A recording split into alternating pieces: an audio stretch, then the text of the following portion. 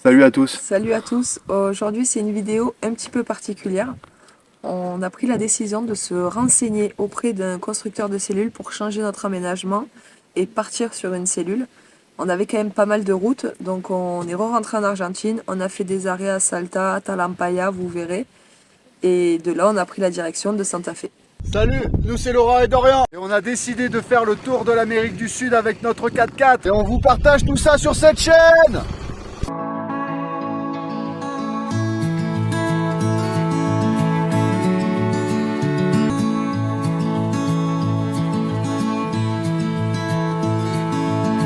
Donc on est rentré en Argentine depuis le Paseo de Rama. On a fait une petite boucle un peu au-dessus, au nord de Salta, pour arriver le plus vite possible à Salta. Étant donné qu'on avait cassé le drone, on avait pété les hélices, donc on s'est renseigné, on est arrivé à Salta, on a trouvé une boutique, sauf que notre modèle de drone est beaucoup trop vieux. Donc la solution en fait c'était de commander sur Mercado Libre, c'est un peu le bon coin en Argentine. Et surtout qu'il faut savoir que DJI c'est une marque qui est relativement chère. Aussi, ouais. Et en Argentine, ils ne font pas du tout DJI, sauf à Buenos Aires. Et nous, c'était impossible pour nous d'aller jusqu'à Buenos Aires juste pour des pales de drone. Donc c'est pour ça qu'on a pris la solution de commander les pales. Ouais, c'était vachement mieux et en plus on profitait aussi de faire la boucle sud de Salta. On en a eu pour 3 jours. On est revenu, je crois, on a commandé les pales le mardi. On est parti et le vendredi on est revenu, pouf, c'était arrivé. Donc ça s'est super bien passé. En sachant qu'en plus on a eu une pénurie d'essence aussi en Argentine. Ah oui. On vient d'arriver en Argentine, il y a une grosse crise d'essence. Donc on va voir si on arrive à en trouver. Là c'est la deuxième station qu'on fait et toujours rien. Donc si c'est le cas, on passera une nuit de plus au camping parce qu'on est en réserve. On a un tout petit stock mais on préfère le garder. Donc on va voir ce que ça donne. Je crois que c'est parti pour une longue matinée à la recherche d'une station essence qui veut bien nous en livrer. On va prendre notre mal en patience.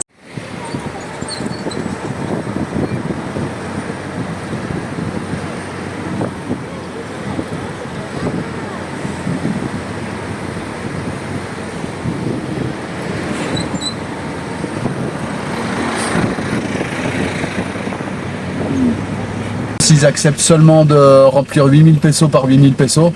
Donc on avait déjà fait avant 2 stations-service qui étaient fermées. Là on en a trouvé une qui nous a rempli du coup de 8000. Là on va en chercher une autre qui va nous remplir encore de 8000. Et après on va en rechercher encore une autre qui va nous remplir encore de 8000. Donc on va essayer d'avoir le plein avant la fin de la journée. Et on verra si on prend la route ou si on reste encore au camping. On a passé une nuit au camping. C'était quand même pas mal parce qu'il a il a plu. Autour de nous, il y avait que des fourgons, que des camping-cars, que des cellules. On était tout seul en tente de 3. On mangeait à l'extérieur, sous la pluie. Ouais, ça c'était horrible. C'était un sacré souvenir. Ouais, ouais, c'est ça en fait le pire des moments. On s'était dit mais non mais pourquoi on va en camping? En fait on est les seuls à bouffer dehors. Autour de nous ils sont tous tranquilles avec internet, dans leur petite cellule, dans leur fourgon. On a fait une deuxième petite partie sur la route 40. Mais ouais, c'était pas extraordinaire, il y avait beaucoup de vignes là où on est passé. Et après par contre ce qui était super beau c'était la route 68.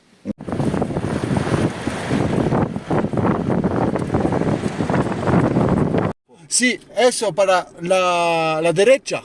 A la derecha para la 40, Sí, para justo de Quilmes. Quilmes, sí. Quilmes. Sí. ¿De dónde vienen? De Francia. De Francia. Sí. Ah, nunca no ando por acá.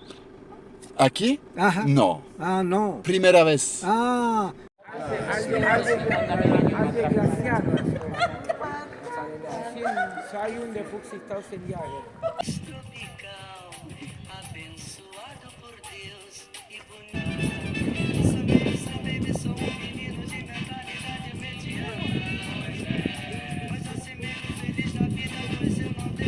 On a dû se la retaper aussi pour continuer du coup le trip vers Talampaya. On est au parc Talampaya. On a payé une excursion, on pensait qu'on allait être tout seul. mais il y a plein de gens avec nous, ça va nous faire bizarre. On a fait quelques centaines et des centaines de bornes pour arriver là. Et du coup, on va bien voir ce que ça donne. Heureusement, il y a un camping pas loin près de la réception.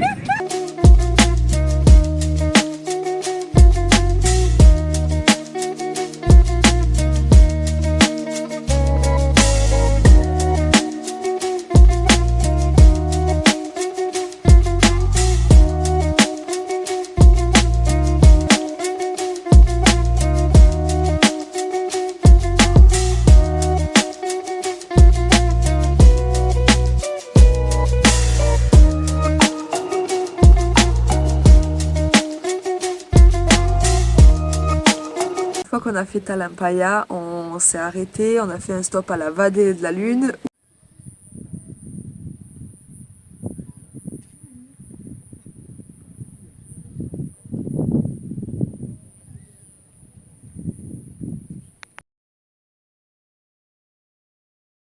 Énormément de vent, Encore une fois, ouais. mais quand je vous dis du vent, on a ouvert à l'arrière, il y a tout qui volait, les chaises tombaient, catastrophique. Puis on a décidé de changer d'itinéraire, ça fait déjà quelques semaines qu'on en parle, on aimerait changer l'aménagement, partir sur une cellule.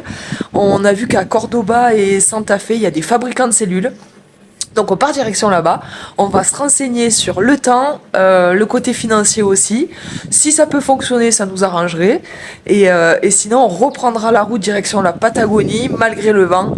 On est fort et on va y arriver.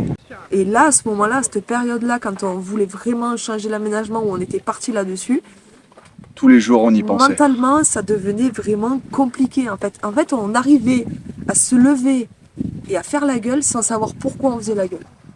Et en fait, tout simplement parce qu'on se disait, oh, on serait trop bien avec une cellule.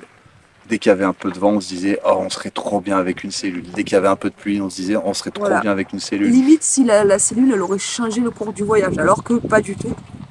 Donc, on est arrivé à Santa Fe, Ouais, chez Ronald, c'est chez CG Camper. c'est ça. Donc on a regardé un peu, il en avait fabriqué, il y en a 6 qu'il a construit qui sont encore en train de traverser, sur la route. qui sont sur la route d'Amérique du Sud.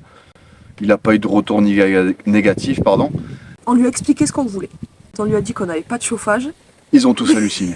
Ils nous ont pris pour des fous, ils nous ont dit mais comment vous allez faire? Mais en fait, ce qu'on aurait aimé à la base, c'est avoir juste la cellule pour qu'on soit à l'abri. Et après, même s'il n'était pas aménagé à l'intérieur, c'était pas un problème. On aurait mis un matelas au sol, on serait débrouillé comme ça, et on l'aurait fait, on l'aurait continué, on aurait continué à l'aménager plus tard sur la route, on aurait trouvé une solution. Donc en fait, on était vraiment parti dans cette optique-là, en se disant, bah, si c'est qu'un mois, c'est pas très grave, on se bloque un mois dans le voyage. Parce que si on fait une cellule, en fait, on se dit que le jour où on la revend, on veut pas non plus trop perdre d'argent s'il manque quelque chose. Donc on s'est dit qu'on voulait une cellule aménagée avec Tout. Chiottes, gaz, Douche. eau, douche, tout. tout. Même si Avec le gaz, 3 ou 4 couchages limite, même si le gaz, on s'en sert pas. on s'en sert pas, on a notre gazinière on à s'est dit essence. peut-être les futurs ils voudront utiliser le gaz. Donc en fait on voulait vraiment tout. Mais ce qu'on lui a dit en premier, c'est qu'on voulait juste la cellule. Comme je l'ai dit tout à l'heure, juste la caisse et partir comme ça. Et oui, le reste, on se démerde avec nos bidons, notre gazinière, notre cuve à eau qu'on fixe avec des sangles à cliquer. Et puis, au moins, on a un abri. On a de quoi être à l'abri, en fait, quand C'est il ça. pleut et quand il y a du vent. Tout simplement. Sauf que En fait, il avait 2 chantiers. Il avait une cellule à finir et un autre sprinter à aménager. Donc, nous, c'était pas possible déjà maintenant, tout de suite. Évidemment, c'était nous qui étions complètement sur la Lune. Complètement, mais bon, on était obstinés par ça, vraiment, à cette période. Et du coup, il nous a dit que le chantier était réalisable que à partir de mai. on attend le devis et on voit en fonction du devis. Et après on a repris la route.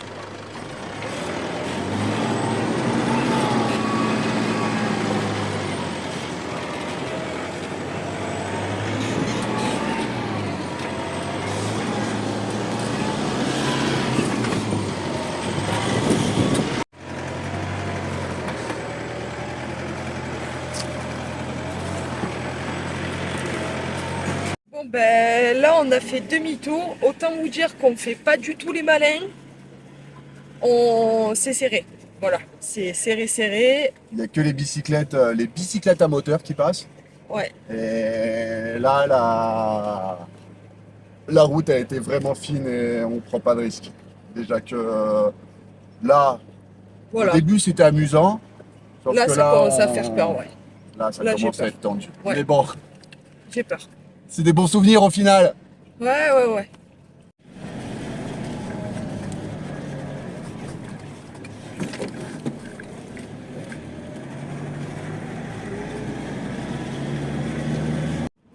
Bon, on vient de sortir de notre bourbier. On vient de retrouver un chemin à peu près piste normale où on passe large. Ça fait du bien. Les émotions sont redescendues. Et Un peu d'adrénaline pour se réveiller. Ah Ça fait ben pas de mal. là c'était un bon réveil là.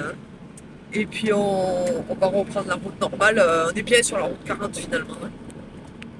5 heures plus tard, on est toujours sur la route 40.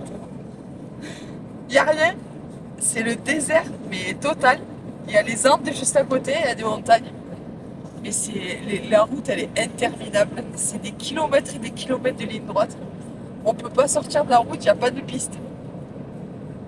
Et puis On va s'en trouver une. On va improviser une. À un moment donné. Ouais, parce que là, c'est super long. Voilà un aperçu de la route 40. C'est joli, elle est propre. Ça roule. C'est roulant. C'est roulant, voilà. On a l'impression d'être seul sur la route. On a les Andes donc juste à notre droite là. C'est très beau quand même. Ouais, Heureusement c'est joli, qu'elles sont là mais quand même. Hein. Là c'est désert. Voilà. On va se réapprovisionner en essence et on va essayer de trouver une piste et de sortir de la route 40.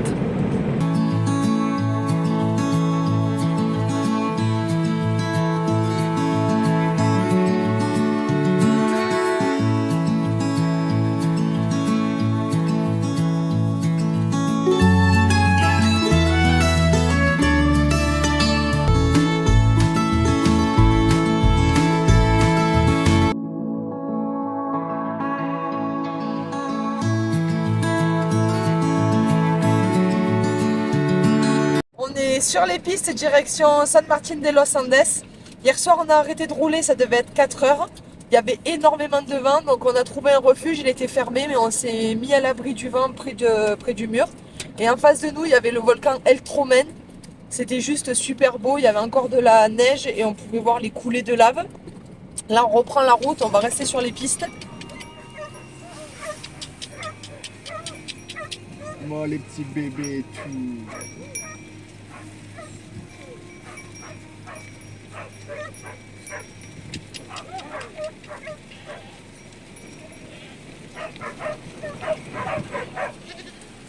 Hola!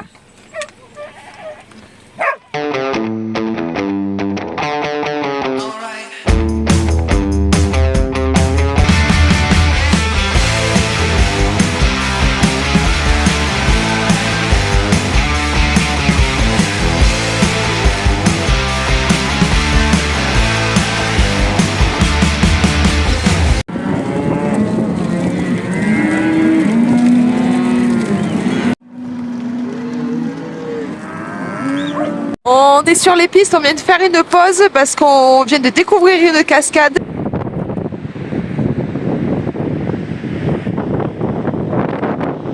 Décidément, cette route, elle nous cache plein de bonnes choses. On va se baigner dans les thermes en face d'un volcan actif. C'est juste trop beau.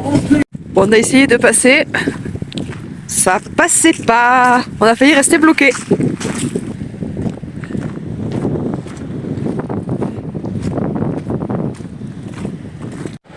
Bon, c'est très joli, hein, mais l'eau n'est pas forcément si chaude. Il y a des bulles dans tous les sens. L'eau elle est grise, on voit même pas le fond. Mais ça donne pas très envie quand même, il y a une sacrée activité là. Et c'est pas très entretenu. Je sais pas trop quoi en penser. Voilà, on marche à côté de ça. Faut pas tomber dedans, hein.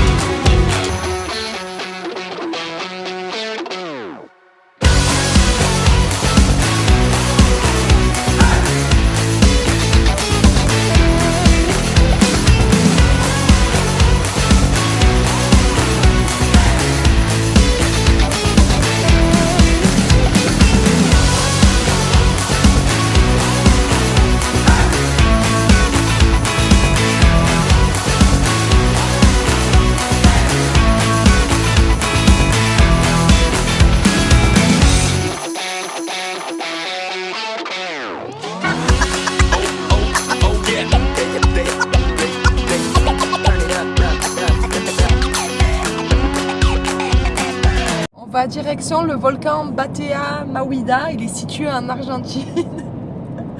Et de là-haut, on peut observer 7 volcans, donc on a hâte d'y être.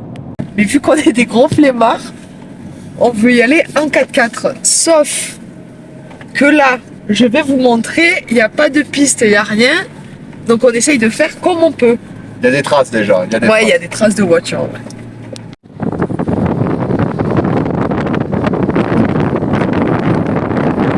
On va aller là-bas, au volcan, parce qu'apparemment, il y a un joli lac. Il fait pas la maline, c'est moi. Parce que là, on vient de passer tout ça.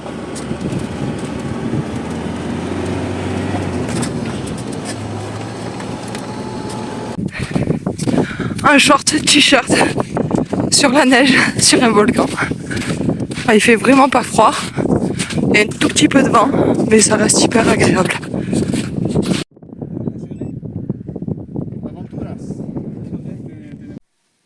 Arrivé en haut de ce volcan, on a une vue incontournable sur 7 volcans. Donc là, on a le Lanín qui se trouve à la frontière entre le Chili et l'Argentine.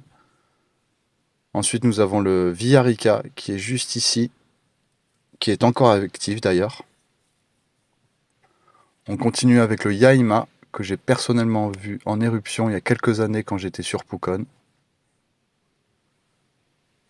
Juste là, avec ces 2 cratères.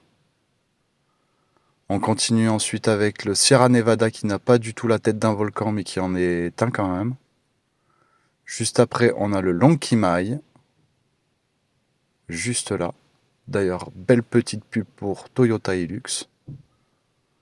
Ensuite, on a le Kayaki et le Copahue. Donc comme on vous a dit, on est monté là-haut.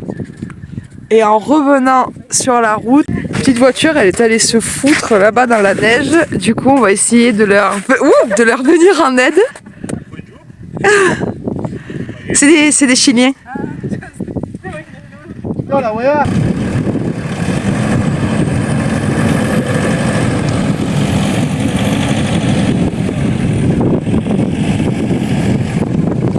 Il va bientôt être sur la terre, vas-y.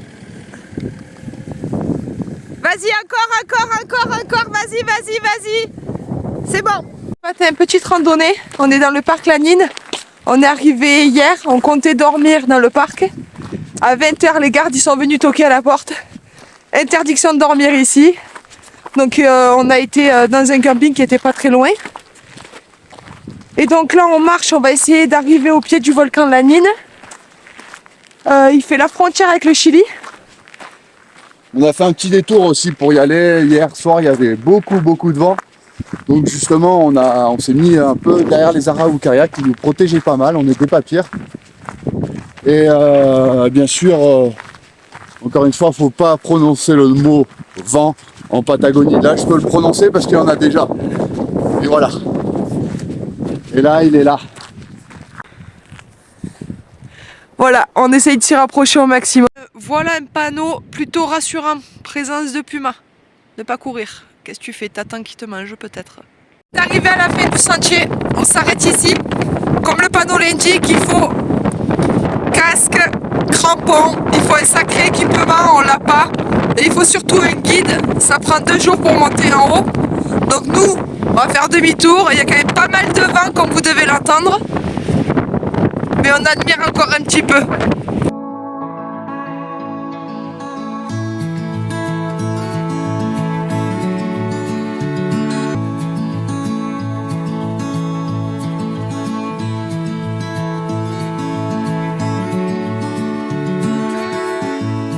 On arrive à San Martín de los Andes et là on a reçu le devis. Et 2 fois moins cher qu'en France. Donc en fait c'est 30 000 €, cellule sur châssis, tout équipé de A à Z, avec un lit en bas au niveau de la cellule et un toit relevable avec un autre lit. C'est-à-dire que s'il y a trop de vent qu'on ne peut pas ouvrir le toit relevable, on a toujours l'option de dormir en bas. Batterie lithium, panneaux solaires, enfin tout était compris. Tout. 100 litres d'eau, tout était compris. Donc super bon prix. Avant de prendre la décision, j'ai dit à Dorian, il faut qu'on se renseigne sur l'homologation en France. Et l'homologation, au cas où un accident, on n'est pas assuré. J'ai passé une matinée à contacter la France, à essayer de joindre le service homologation vraiment, la France, c'est très très compliqué. C'est abusé. Appeler le service qui correspond à ton département. Ben, comme par hasard, seul bureau qui était fermé, c'était celui du Gard. Donc j'ai appelé Toyota France et en fait dès qu'il y a une ouverture cabine, c'est-à-dire carrément découpage, il faut 2 mois à l'avance. Donc déjà il faut un carrossier UTAC. Il n'y en a Donc, pas beaucoup il y en en a France. pas beaucoup en France. Ensuite, il faut que le carrossier prenne des photos, monte un dossier, l'envoie à Toyota France. Et une fois que ça s'est fait, il y a 2 mois à 3 mois pour que Toyota valide le découpage de la cabine. Donc en fait, à partir de ce moment-là, Stop, j'ai dit stop, on arrête. stop. Parce que dans tous les cas, lui, il n'est pas UTAC. Même s'il est ingénieur, il n'est pas UTAC. Même Donc, s'il fait du l'homologation, super bon boulot, il n'est pas UTAC. elle passera pas. Donc stop, on arrête. Et on a arrêté à ce moment-là de penser à la cellule. On en parle encore à certains moments. Mais ce sera quand on rentrera Et ça en fera France. quand on rentrera en France. Voilà. Donc on a déjà un nouveau projet pour dès qu'on rentre en France. Donc moi, si j'ai une petite conclusion à faire, c'est que si tu comptes partir sur un long périple, ou même si tu veux rester en Europe mais que tu veux aménager un véhicule, sur du long terme, faut vraiment se poser les bonnes questions. Mais après, c'est. De quoi on a besoin. Mais de temps, on est là en train de parler de ça, mais notre expérience, elle est complètement folle. Ouais, par hein. contre, On trop est fier de en- nous quand même de l'avoir fait et entendre de toi. Donc, ça, Et c'est on est énorme. encore dedans, quoi. On est encore Ouais. dedans et waouh, on a vu des choses exceptionnelles. Ouais. Ouais. On a fait des rencontres exceptionnelles. Et que ce soit en cellule ou en tente de toi, les rencontres, on les fait, et les endroits, on les voit. Ouais. Mais c'est différent. C'est différent. Mais par contre, les mauvais souvenirs, c'est-à-dire que les mauvais moments où on a chié, où on a galéré, C'est ce qui sont. maintenant on en c'est- rigole en fait. Et ça reste vraiment des bons souvenirs au final quand même. Mais la fierté de l'avoir fait quand même en temps de toi, parce qu'on en croise très très très peu. Et sinon, ceux qu'on croise en temps de toi, c'est juste qu'ils ont loué une voiture et qu'ils le font sur 1 mois quoi. Pas Ok. sur 10 mois. Non, pas sur 10 mois. Non. Pas sur 10 mois. On Bon, ramène en France. On le et ramène en on va France, l'améliorer en France tout simplement. Si vous cherchez une tente de toit James Baroud à acheter d'occasion, on a. Si vous cherchez un hardtop Rocalu d'occasion, on a. Si vous cherchez même Une un benne, on a. une benne, on a. Avec l'aménagement, tous les tiroirs tout faits, donc ça on peut le vendre aussi. Bon, ce sera pas tout de suite. Donc voilà les amis, un peu cette vidéo et la conclusion, comme Laura a dit, il faut vraiment très bien réfléchir. Ouais, au besoin. Euh, Le confort en fait. et c'est vraiment le confort. Il y a plein de choses qu'on peut se passer, mais d'autres non. Et après, ça dépend de chaque personne, comment ils le vivent. Ça dépend de tout le monde. Mais nous, c'est vrai que c'est ça quoi. Ouais. Donc voilà, donc finalement, on ne changera pas d'aménagement en Argentine, mais on changera D'aménagement en plus France. tard, ouais. Plus tard, ouais.